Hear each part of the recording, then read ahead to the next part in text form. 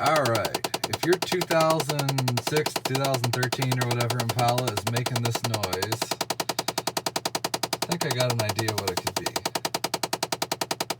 Okay. Alright, so what the problem is your door lock, actuator, air conditioner, heat blend. This thing right here, so you get the, kind of hard to see. But you got a screw right there, and then there's, or not a screw, but a bolt right there and a bolt right there.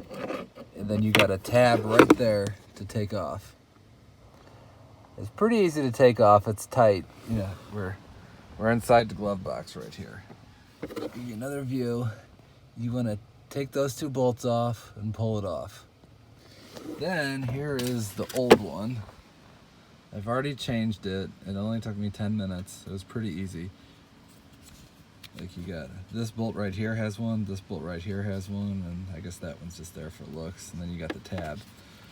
The only tricky part is once you change it, once you pull the old one out, you want it to be in this exact position. So, you know, you'll kind of move your controls around and you're gonna see this thing spin, and you kind of want to get in the exact same position that the old one came out in. And then you could slide it in, kind of sits like this, and push it in. Or what I did is I had it spinning when I had that in there, and I held it up to it and I waited, and it just went in when I got it at the perfect position. So that's really the hardest part you got to fiddle with. And then your heat and AC works again, door locks, and no more clicking.